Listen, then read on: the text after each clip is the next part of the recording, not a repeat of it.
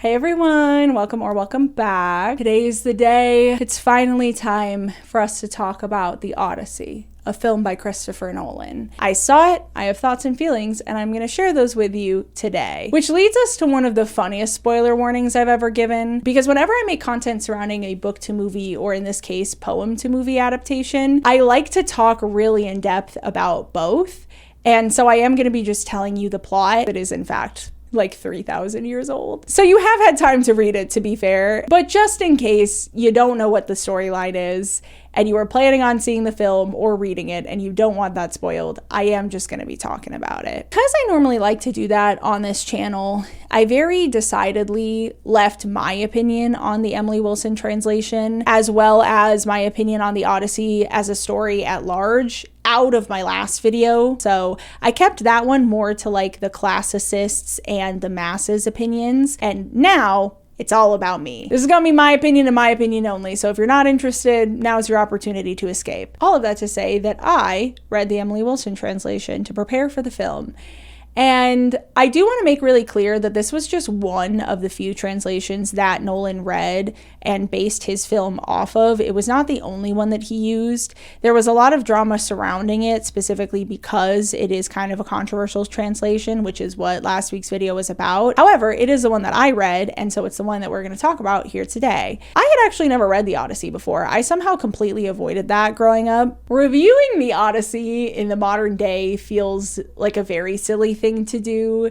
And so I don't want any of this to come across like I'm reviewing the story necessarily. It is just like ancient, and it's really cool that we still have it. And I'm really happy that I made last week's video because I feel like it gave me an appreciation for the age and the history of this story that I didn't have prior to making that video. I thought it would still be interesting to talk about what my experience was reading it and how I ended up feeling about it, especially in the midst of doing all the research about what the criticisms of the Emily Wilson translation were and comparing those to the experience that I was having reading it. The Odyssey is an epic that is made up of 24 books. Book is the word that they use, but if you have never read it, the books are like chapters. And it mostly centers around Odysseus, who was one of the pivotal generals, if you want to call him that, main leaders during the Trojan War that Agamemnon is the leader for. And he rallies up an army to go with him to Troy, and they fight a 10-year-long war, and in the end, Agamemnon and his crew win via the Trojan horse. You're probably familiar with it. It feels kind of silly to explain this stuff, but I just will, just in case.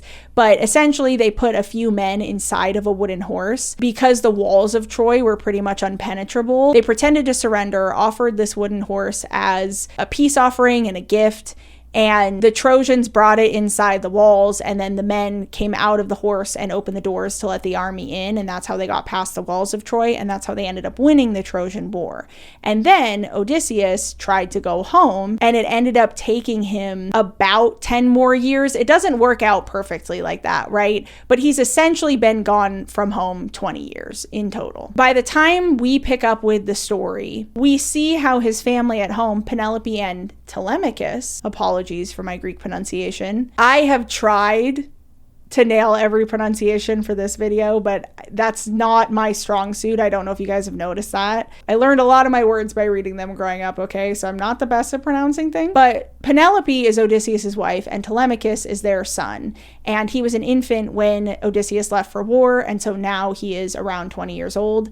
And there are a bunch of suitors at their house that are trying to convince Penelope to marry them and to give up on Odysseus, but she doesn't want to. However, she won't just tell the suitors off. My chair keeps really slowly lowering. I'm sorry. I'm trying to keep up with it, but I need to get a new chair. This is something that I sometimes see people frame out to be a flaw of Penelope's, but we do eventually get an explanation as to why she's doing this. She doesn't want to give up on Odysseus, but she won't just tell the suitors she's never going to remarry either.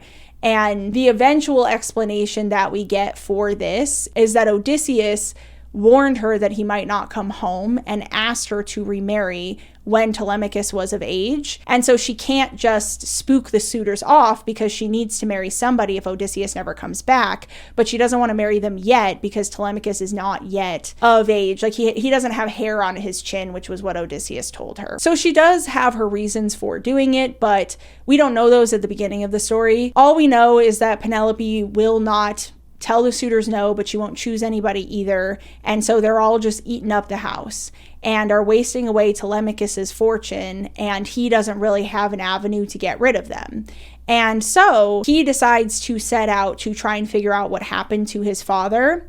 And the rest of the story plays out from there. And it essentially is Telemachus going out and trying to find as much information on Odysseus as he can and getting told some of what people who knew Odysseus knew, both about his journey home and about the war itself, and then flashing to Odysseus's perspective where he is stuck on an island with Calypso. In the poem, Athena pleads to the rest of the gods to say, Odysseus has been lost at sea for so long, I really want to help him get home. And the rest of the gods are like, okay, Poseidon kind of hates him, but like, sure, okay, fine. It's been enough time. We'll help him get home. So they tell Calypso that she has to let Odysseus leave.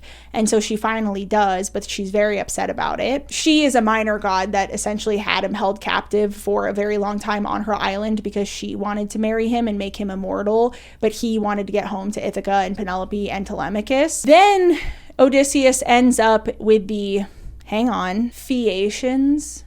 I'm sorry if that's not correct. But he goes there and then he tells them his story. And it's really his recollection of what happened between Troy and being on Calypso's island that is the Odyssey that we think of within the Odyssey. Does that make sense? We don't actually watch these events play out. Everything that we know about Odysseus's journey was told to us by Odysseus when he was telling it to the Phaeacians. And this adds a really interesting layer to this because one of the things that's really important to Odysseus's character is that he's very clever, he's a bit of a trickster, and he's a notorious liar. So there is this very fascinating element of this for me now of how much of Odysseus's recollection of what he went through is true. There is something very fun to me about the potential that some of this story isn't 100% accurate, because who knows if Odysseus is telling the truth or not. We're just going off of his word of what he remembers of his journey that he's telling the Phaeacians, right? At first, when I was reading it, I was a little bit surprised by this.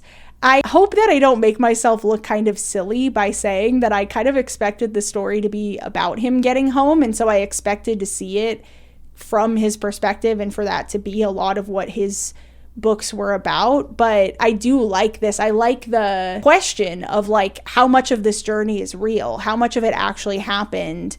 And can we trust Odysseus's word on what he was telling the Phaeacians? So anyway, then he is very quickly boated home by the Phaeacians and left in Ithaca, where he doesn't reveal himself to his family right away, both from a learning of a conversation that he had with Agamemnon after he died because he was betrayed by his wife upon his homecoming, and out of advice from Athena. And eventually Telemachus and some other servants of his hatch this whole plot to get back at the suitors, and it involves getting Penelope to say that she's finally going to choose somebody and hosting this competition, and Odysseus appears as a beggar and reveals himself as Odysseus and then kills all the suitors and executes all of the slaves afterwards that were more loyal to the suitors than they were to Odysseus and his family. And that's the Odyssey. And like I said, I was surprised by how much of it ended up being people remembering events more so than they were the events actually happening. I knew so much about this story just from how much of it has permeated our pop culture,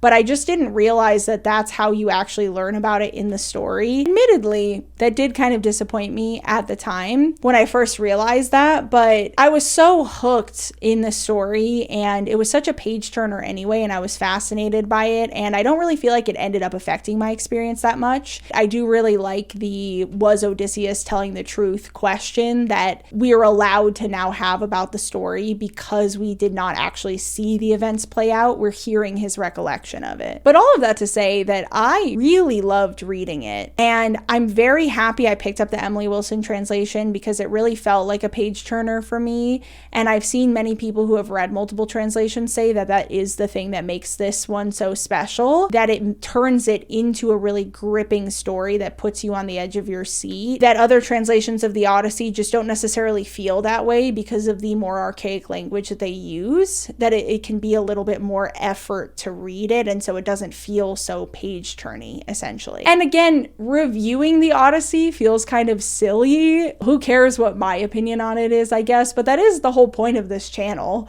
And so I did really, really enjoy reading it, and I get why it stood the test of time all this time. It was interesting to see so many of the myths I'm so familiar with and to see how they're presented in the story and just have a much deeper understanding of it. I've already said this a few times, but doing the research that I did for my last video, I'm so happy that I did it because I feel like it just gave me an appreciation for the scale of this story and the age of it and the history of it that I otherwise wouldn't have had. It made it a very, very cool reading experience for me, and a very unique one, because how often do I get to read something that's 3,000 years old for the first time? You know? So that's the Odyssey at large, but what about the Emily Wilson translation specifically? Well, any review I have of the Odyssey at large is on some level going to be a review of the Emily Wilson translation because that's the one I read, and so that is going to affect my experience reading it, right? But knowing now what the criticisms of her version are, it's fascinating to me to then think about my experience with it as a first-time reader of the Odyssey. And some of the things that I heard people say her version was going to give people the impression of that just wasn't honestly what I took away from it. That's just my experience. Maybe other people had different experience, but if that comforts you at all, if you are one of the Emily Wilson translation haters because you think it makes people feel a certain way about Odysseus or feel a certain way about the story, I'm going to be honest with you. I was very surprised to see what some of the criticisms of her version were because I just felt like they were so opposite of what the actual experience I had reading it was. The biggest one to me is the whole Cyclops thing. It's the number one thing I saw everybody saying about it, from other classicists, I should say, is that she makes the Cyclops more sympathetic. And she herself said that that was an active choice on her part because she thinks there's room for sympathy for the Cyclops, and she humanizes him a little bit. She has defended that approach. That's been a huge topic of debate about it. I'm just going to be so for real with you guys. I didn't get that from the scene. I read it and I very much interpreted the Cyclops as a monster. I did not realize we were supposed to be sympathetic to him at all. And really the only part of it that made me feel like at all was his relationship with his sheep. Like, he does really love his sheep. And I don't know if that is true in the original version. And that did make me go, oh, at least he likes his animals. But he's eating humans. Like, he eats people, and is like, his plan is just to eat all of them, and they have to harm him to escape. So you could say that it was a little bit silly of them to go into the Cyclops' den to begin with, but I don't really think that excuses him eating them. And I don't really think that that frames him as not a monster. So it was really funny to me to like see how mad people were about that. And to be fair, I'm not saying that their criticism isn't valid, because Emily Wilson has said herself that that was her approach. And I guess I have no idea in another translation how much more monstrous the Cyclops would have come across. And so maybe there is a humanization aspect that I'm missing just because I haven't read another version. But I'm just being honest. As a first-time reader of the Odyssey, I in no way, shape, or form felt like we were supposed to be sympathetic to the Cyclops. But also, Emily Wilson used a lot more modern of language, and she shared that her reasoning for this was because using more archaic English is a little bit of a trick to make you think of it like an older story, but the English of 200 years ago is no closer than the English of today to Homeric Greek from 3,000 years ago. And so she said that she preferred to use a lot more modern of language, not just to make it something that we can connect more to in the modern day, but also because she said that she thinks that the dissonance that sometimes causes of expecting the language to be a little bit more archaic and a little bit more formal, and then reading something that's a little bit more modern and a little bit more simplistic, that the dissonance that sometimes causes in your brain can cause you to really think about the span of the distance between us and when the story originated. And that she thinks does a way better job of getting across the distance we actually have to when this oral tradition would have been going on than her using archaic language from like 200 years ago. Whether or not you agree with that choice of hers is kind of irrelevant to me, right? That was the choice that she made, and she made it for that reason. And honestly, I did feel like I had that experience. There definitely were moments where there were certain words used or certain phrases, certain terminology that made me go, I've never heard that described in that way, or I'm not sure I would have thought of it like that. But it made me think about the characters in a much different way than I ever really have. And I feel like it gave me an understanding of a lot of the characters from this myth that I never really had before. And again, this was my first time reading it, so maybe another translation would have given me that understanding as well. But I really do feel like she was successful in that. I feel very connected to it and to the history of it through her translation and through the introductory materials and through the story itself. I think there's value in that. And so I stand by a lot of the defenses of her. And I will just go back to my main stance from my first video on this, which is that generally speaking, there's no such thing as a direct window into what experiencing the story would have been like at the time. Translator is going to have to make choices that make the experience different for you. And there just isn't a way for it to be a perfect recreation so that we have the same experience that they had in ancient Greece. So you have to think about what experience you want out of the story and look into the different translations and figure out which one is right for you. For me, I do really feel like this was the right one for me, and I loved this version. And I am interested in reading a different translation now because I want to see how different it feels to me. Honestly, I really, really liked it, and I do highly recommend it. If you've never read the Odyssey, or if you have, but you're curious, then I don't think that you would regret picking it up, to be honest. But that brings me to the film, which I did see in 70mm, not to brag, and it was incredible. I really loved it. I can see why the critics were hyping it up so much before it came out, and I think it's in real contention for Best Picture. I can't guarantee it'll win, but I feel like it is a guarantee that it's going to get nominated, because I find it really hard to believe that 10 films are going to come out between now and the end of the year that are better than this one. It was really intense and very engaging the whole entire time. It has about a 3-hour runtime, but it didn't feel like 3 hours to me at all. I was hooked. I was on the edge of my seat. I don't know if you guys have noticed, but I do have ADHD, and sitting still for 3 hours is not the easiest thing in the world for me. When a film has a really long runtime, I usually find myself at some point thinking to myself, when is this going to end? In fact, I'm not sure I've ever seen a film with this long a runtime that I didn't think that at some point in, except for this one.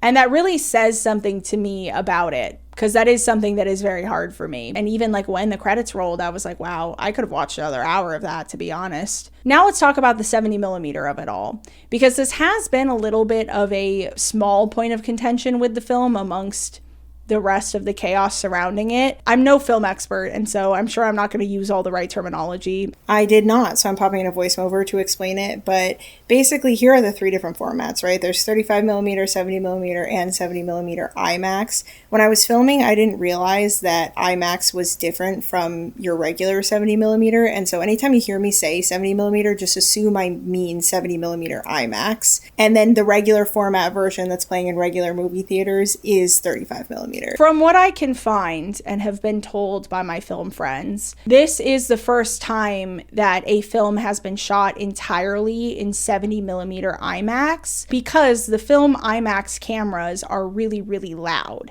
And so normally it's hard to capture dialogue with them. And so what they've done with them in the past is either nature documentaries, doing action sequences with them, and otherwise filming the rest on a different camera. And Nolan was like, no, I'm filming the whole thing on 70 millimeter. And everybody was like, this is where I'm a little bit confused, to be honest. And again, I'm no film expert, so I decided to just tell you what I know and we're going to move on. They built a blimp for the camera for Oppenheimer so that they could record audio with it and not capture so much of the noise. But they didn't shoot all of Oppenheimer on the IMAX cameras, and I'm not sure why, but they did do all of the Odyssey on the IMAX cameras with said blimp. It's just the first time it's been done, so that's cool on its own. However, due to his choice to do that, there are a lot of people upset because there are only 41 IMAX theaters in the world that can play 70 millimeter, and so if you don't live near one,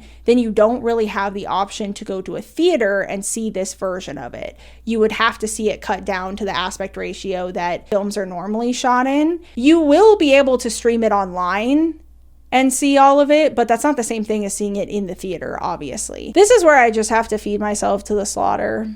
And I know that about opinions like this, but I'm going to be honest with you. I don't really understand people blaming Nolan for this at all. I understand people being upset that they don't have access to a 70 millimeter theater near them that they could see this version in. I don't really understand why that is being carried over into Nolan is a bad person for shooting this in 70 millimeter and that he shouldn't have done it. Like, I don't really agree with that, to be honest. I think there's just a lot of people online who don't know how to separate between I was disappointed by XYZ and I have been wronged by somebody. And I completely understand being disappointed that you can't see it in a theater in 70 millimeter, but I don't think that that means that Christopher Nolan wronged you personally. I think you can be disappointed by something and that's valid, but that doesn't mean that he did something wrong. You see what I'm saying? And when I see the side-by-sides, like, I'll show you guys some images that have been circulating around of the difference between the 70 millimeter version and the 35 millimeter version. There is more in the shot, but that's because there's more, like, that's the benefit of 70 millimeter. But if you take the framing of the shots in the 35 millimeter version and you compare them to films that were filmed for 35 millimeter, they're framed very similarly. And when I was talking to a friend, when I was saying, like, I don't really understand why people are saying this, they said something about Nolan framing the shots for 70 millimeter and what that did to the 35 millimeter experience. But that's where I'm saying, look at this side by side with some other films and the close-ups, and I'm just not 100% sure that they would have framed it any different. I think that the benefit of 70 millimeter is that you have more screen. And so, of course, the 70 millimeter version is going to show you more than the 35 millimeter version is. But I don't think that that means that he was wrong for doing that just because there are so few theaters that can play it in theater. But I also don't think that that means that it's invalid to be disappointed by that. I just don't really understand how this turned into like an ethics discussion. But it kind of feels like everything to do with this film is turning into that. So whatever. But some of the shots were crazy, dude. Christopher Nolan notoriously really hates CGI, and so everything that he can do practically, he does. As you guys know, I don't know that much about the technical side of film, and so usually when it comes into talking about shots and all of that, I just kind of throw up my hands and go, that's not really my wheelhouse. It was so gorgeous, and I maybe can't exactly explain why. I don't know all the technical terms, but I will just tell you as a casual viewer that I found myself in awe sometimes of what I was watching, and it really is so beautiful and so impressive.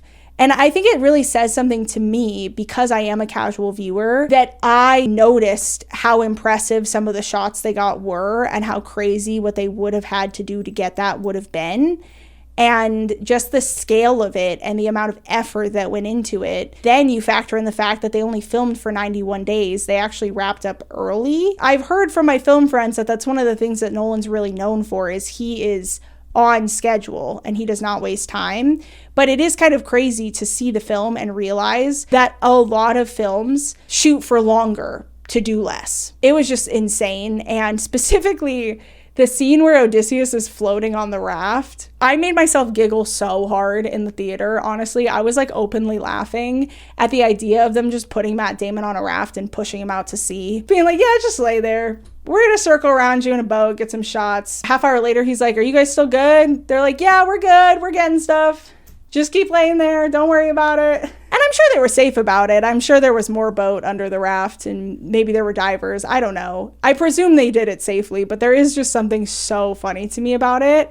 Like, you know, at some point he's laying there thinking, why did I take this role? As far as the actual story of it goes, I was quite frankly impressed by how much of what's in the epic they packed into this film. I told you they used every minute and none of it was boring. I thought that they were going to have to leave out more than they did. I was kind of shocked by how much they kept, and the changes that they did make kind of fall into two buckets for me, and one of them is streamlining things. And there's always changes that have to be made between a book and a film to streamline things, and so those things don't usually bother me. And in this instance, they bother me very little because this story is just so expansive and they packed such an impressive amount of it in that I feel like it would be so nitpicky to whine about the few things that they streamlined, you know? However, some of them do lead to somewhat spiritual changes in the way the story plays out. And so that's why I'm saying they kind of fall into two buckets for me. I thought all of that would be kind of confusing if I didn't kind of break down what his overall approach was first. I'm not sure if Nolan is the first person to approach the story in this way, and so I'm sorry if he isn't. A lot of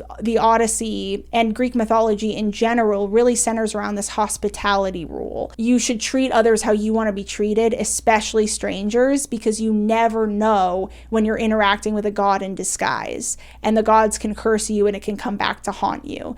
And so this is how they taught their youth to respect strangers and to welcome strangers and to be kind to others and all of that, right? It was through this mythology. Nolan noticed that the Trojan horse breaks that rule. Odysseus and Agamemnon and their army fake surrender and offer a gift for Athena as a fake peace offering and get the Trojans to accept the peace offering, believing it's a surrender and a kindness, and then use that as the way to invade the city. And so in the end, Odysseus reveals that in the aftermath of it and seeing all of the violence of what happened in Troy and understanding that it was him violating this hospitality rule because he was the one who came up with the idea for the Trojan horse to begin with, that this is why he believes that basically everybody on their side of the war had so much trouble getting home, and so much of them have had so much strife in the meantime because the gods are mad at them, and that he actually then canonizes this as before the Dark Age of Greece, which is really interesting because we talked a little bit, mostly in the comments under the last video, about something that I said that I didn't realize was going to be controversial about us not knowing exactly when this story is supposed to be set, you know, like in what era of ancient Greece, like beyond just ancient Greece, because that's a huge span of years. Like, when exactly was this story supposed to take place? It isn't sure. And interestingly, even with me following up and explaining why I said that, I've had some people argue back. They do believe that it's a sure thing. My point is it's speculation. It's speculation. We don't know for sure, right? People argue about it. Some people feel strongly that it is for sure from the Mycenaean era, that the story of the Trojan War is about a battle that potentially actually happened in the dark era of Greece when there was a lot of fighting. And so it's interesting to me because in a way, his version canonizes that in that era, sort of, but like before it. Essentially, Odysseus predicts that they're going to face a very dark age in Greece with a lot of fighting, that their age of bronze is coming to an end. It's really during that dark era that people who think that the story dates back to those wars believe that that's when it was supposed to take place. So anyway, all of that to say that really they shattered the social contract between humans by doing this Trojan horse thing, and that was what was going to lead to the downfall of Greece as they knew it, that Odysseus feels really responsible for this. And that is kind of like the central theme of the story. The reveal that that's how Odysseus feels about it is this big emotional climax. I do think that that approach to the story is really, really cool. And again, I don't know if anybody else has ever done that before, but I think it's a really fun angle on it. And almost explaining why Odysseus had so much trouble getting home, in that maybe he really angered the gods with his Trojan horse idea. And maybe he really regrets it in the end. That being said, I find myself torn because I do really like that overall approach to the story. But I think that led to some other changes that I just wish hadn't been made, but I honestly can't think of a way to do what Nolan wanted to do without making those changes. And so I don't know that these are criticisms as much as it's like, man, but I liked that aspect of the original epic, and so I'm kind of bummed that we didn't get that, right? And the first is that Odysseus doesn't go to the Phaeacians in this version. He's on Calypso's island, and Calypso has been feeding him lotus root this whole time. And if you don't know, in Greek myths, lotus root makes you forget who you are and your past, and basically makes you very centered on the present moment, and you don't know how much time is passing and all of that. And so she has been feeding him this for 8 years to keep him on the island. So over the course of the film, instead of it being him telling his story to the Phaeacians is how we get most of it, it's him remembering it on Calypso's island. And that's where I'm saying, I don't know how you do what Nolan wanted to do without doing that in some way, but it does remove the was Odysseus lying part that I do think is kind of fun. Again, is that a criticism, or is that just like me as a personal viewer? Like, I like that aspect of it. I like that wondering if Odysseus is telling the truth. And if we're watching him actively remember it, then the implication is at the very least that it's real in his memory. The other big change that this forced was a removal of specifically Athena really loving Odysseus and being in support of him. And in this version, Athena feels like she is really disappointed in him almost, and understands the gravity of what he's done. And she also doesn't actively meddle in any of the affairs of the story that we see, as much as it's implied that she does. But that's what the Odyssey was, right? And so that's the other part of it that I'm like, I feel like he could have maybe done what he needed to do with Athena and her opinion of Odysseus without completely removing the confirmation that the gods are real and that they actively are intervening in the events of the story. I do feel like that's kind of nitpicky though, in the grand scheme of how good this film was. That just was his approach. I'm not sure I agree with that choice specifically, but otherwise, I'll just go back to I'm actually impressed at how much of the original story they could keep. But anyway, that's my general commentary on his approach. I loved the score. The music, song, poem aspect of the whole thing. I thought that was done so well. And specifically, I loved that there were very distinct books. So essentially, there was always music playing, which normally isn't true in a film. Noticeably, there was almost always score, and it only ever really faded out in intervals, and then a new song would fade in. And so each book of the story had its own song underneath it that then transitioned to the next song when it was time for the next like chunk of the story, the next book. And I loved that. I thought that was absolutely genius. I don't know if it was Nolan who came up with that or Ludwig. I forget his last name. But he's won Best Score 3 times in the last 6 years. So if he were to win it again, then he would have won it 4 times in the last 7 years. And what's his name? Oh, Lord have mercy. Okay, so we know I'm not fantastic at pronouncing things. Göransson. That doesn't feel right. Ludwig Göransson. That feels a lot more accurate. That guy. Anyway, I don't know if that was his idea, if that was Nolan's idea, but whoever's idea it was, absolutely genius. And I feel like it added so much.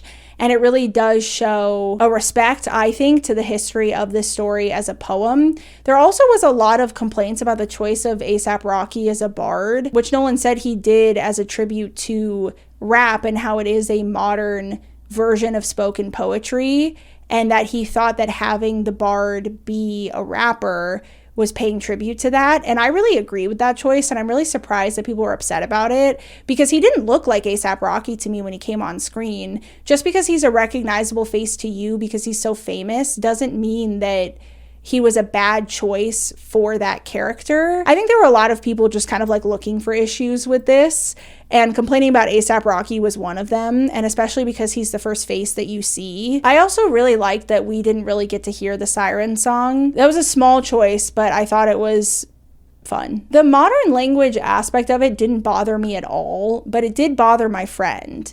And so I'm just gonna say I think that's gonna end up being a personal thing. For me, there wasn't really a point that I was watching it that I was jarred out of the viewing experience by any of the language being used. But my friend did say that that happened to him a few times, so I feel like that's just gonna end up being a personal thing. And finally, I just want to chat about the performances for a second, because I generally thought they were all really good, which I expected from this cast. It's not just a bunch of A-list actors, but a bunch of very good A-list actors.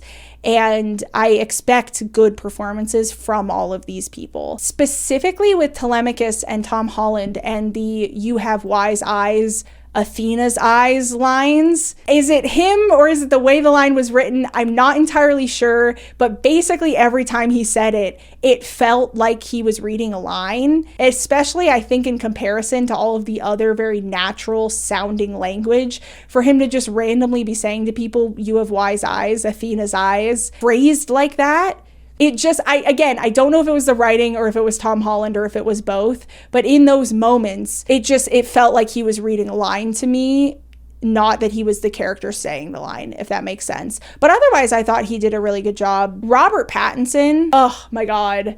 This made me so excited for Dune 3 because he plays the main freak bad guy in Dune 3. And to be fair, he is kind of the main freak bad guy in this too, but there's so much going on that he doesn't get a ton of screen time, and I'm just so looking forward to much more screen time of Robert Pattinson as Evil Freak. I think he nails that kind of role, and he did it here as well. I also loved Himesh Patel. It was impressive to me in a sea of so many good actors that he stuck out to me for the performance he was giving. I just think he did a really, really good job.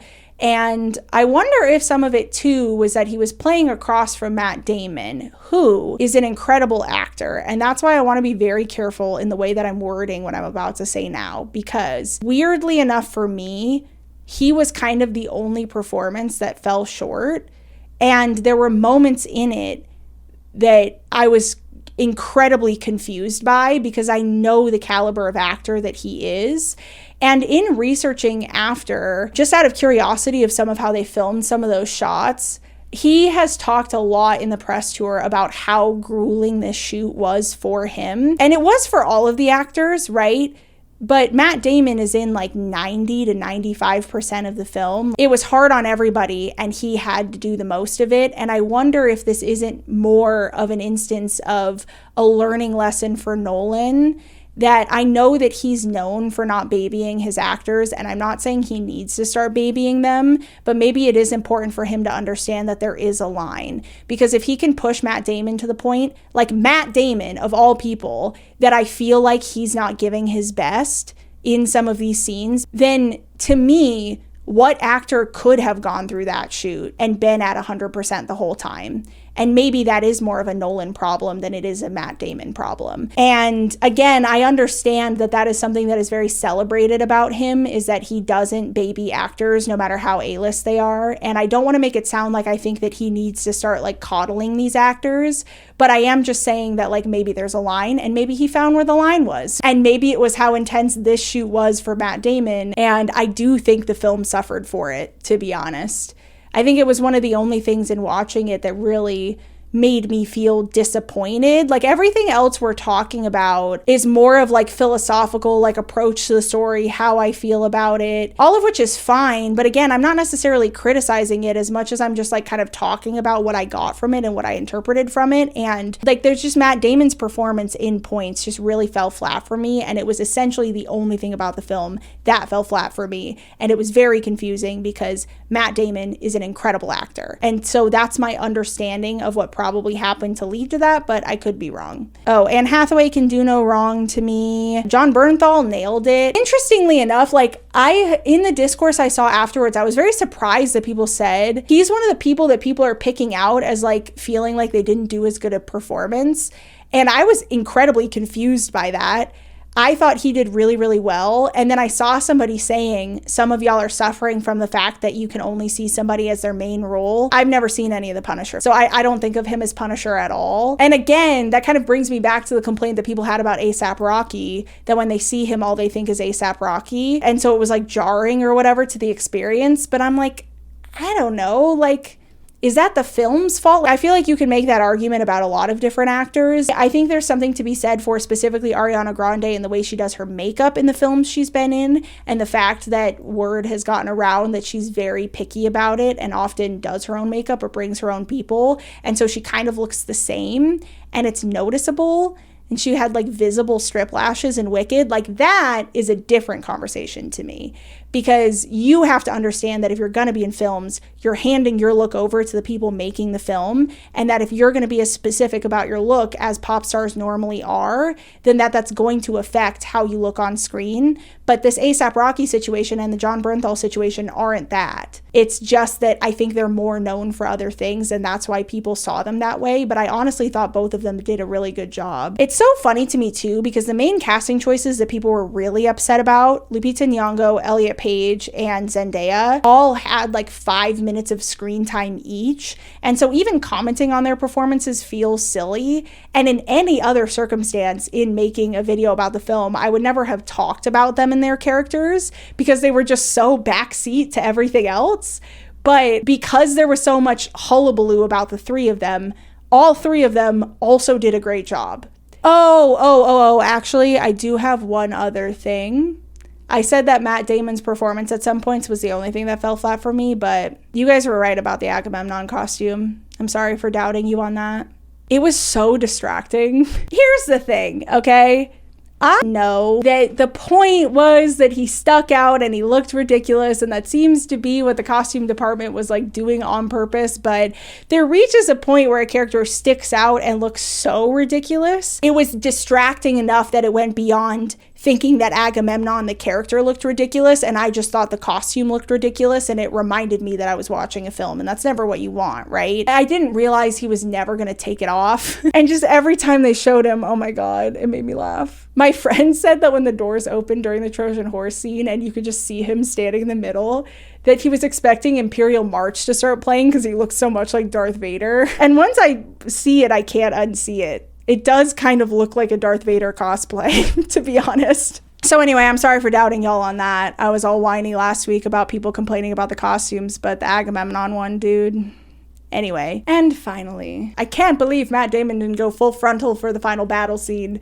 Canonically, he's naked, and I think they should have been brave enough to bring that to screen. Also, that's a joke, which feels silly to explain, but every once in a while I make a joke like that, and people are like, oh my god, we were complaining about that. So just to be clear, I'm kidding. But overall, I just want to say, this is a hilarious outcome for me, from the perspective of somebody who dared to speak a little bit on the culture war conversation going into it and got absolutely attacked by all of the people that were out on the internet saying that this was a ridiculous film and that he put no effort into making it good and it was gonna be terrible and it was gonna tank at the box office and it was gonna just suffer so much because of its wokeness. It's so funny to me because it's not just very commercially successful in its opening weekend, but it's also super highly rated, at least as of me filming this. The critic score is at like 96% and the audience score is at like 98%. Like, people are loving it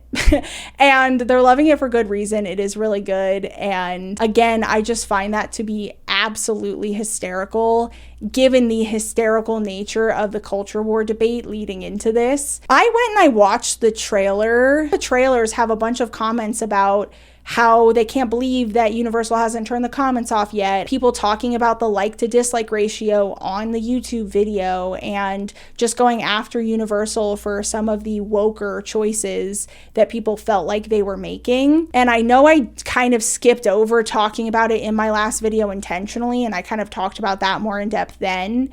But I do just want to say, it really did put into perspective for me just how much of those complaints are based in this weird gotcha, like online culture warrior kind of culture, where a lot of these people, men, dare I say it, seem to take a lot of pride in getting a high dislike ratio and having the comments be filled with people insulting something, and that these are their signs that they are winning the culture war. But as my mom always used to say, it's the craziest people that yell the loudest. I think that this film is the number one example of that. There were a lot of crazy people yelling very loud going into the release of the film, and the masses just don't agree with the insane people online. And I think we should all just ignore them. All in all, I think it's a feat. I think it was super impressive. And I just feel very grateful to be alive at a time when Nolan's making films. I don't really think anyone's doing it like him right now. Hey everyone, there's one thing I wanted to add. One of you lovely commenters made me aware of an aspect of the production of this film that I didn't know about, which is that one of their filming locations was in Dakhla in West Sahara, which is designated as non-self-governing territory by the UN. It didn't feel right to make the video not talk about it, obviously, but admittedly, a situation like that is so serious and so consequential that I just don't think that a few days is enough time for me to educate myself enough on it that I would feel comfortable educating others. And so instead of synthesizing the information for you the way I normally would, I've just decided to link some resources. I highly recommend that you go learn more about it and learn more about what's going on in West Sahara. It's kind of what I'm looking at to learn more about it myself and to kind of understand what happened. I think that this gives us the opportunity to bring more awareness to that. I hope you can understand why I'm just gonna leave it there. I just think something like this is way too consequential to risk me getting some kind of detail wrong and causing more harm than good in talking about it. Anyway, I've linked some stuff. I highly recommend that you go check it out and learn more about it. And now back to me to do the outro. That is going to be all for me today, you guys. I hope you enjoyed. Have you seen the film? How did you feel about it? What were your thoughts? Let me know in the comments down below. I love you, and I'll see you in the next one. Bye!